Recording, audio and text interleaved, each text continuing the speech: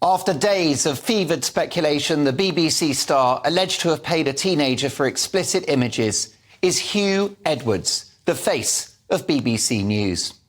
His wife, Vicky Flynn, issued a statement on his behalf saying that he was suffering mental health issues and is now receiving inpatient hospital care. Meanwhile, detectives from the Met Police have ended their assessment into the allegations and have determined there is no evidence of a criminal offence. The BBC says it's now resuming its investigation whilst continuing to be mindful of its duty of care to all involved. Let me first say that this is clearly a deeply traumatic time for both Huw Edwards and his family, and we wish him well in his treatment for mental health issues, which we understand he has battled for some years. My prayers are with him for a speedy recovery. Stories like the tragedy of ITV presenter Caroline Flack ought to give everyone pause for thought about how public figures are treated, given the fact that, yes, they may be celebrities, but they're human beings too. However, the story is like a nuclear bomb for the BBC, given the fact that Edwards was the man who fronted the King's coronation, the election night coverage, and our late, great Queen's funeral.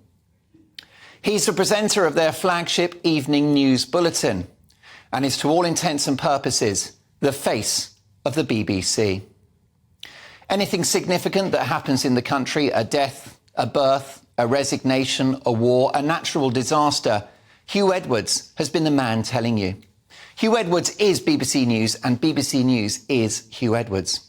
So questions remain about whether such a big star on the channel was willing to possibly risk his reputation with alleged inappropriate behaviour, including the suggestion of large payments of money to a youngster whose parents say had drug issues.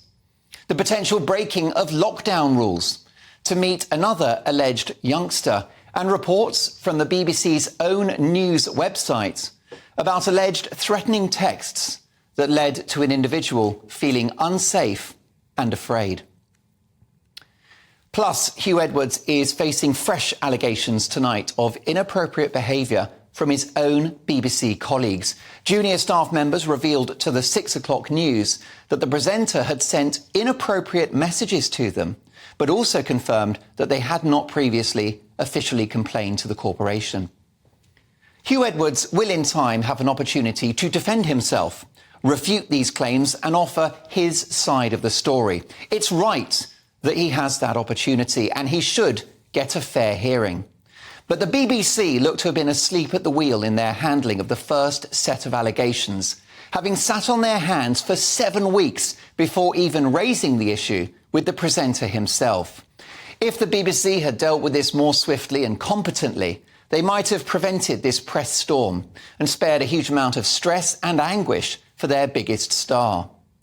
It's a bad day for Huw Edwards as he battles for his health and the future of his career. But for the BBC, it's even worse.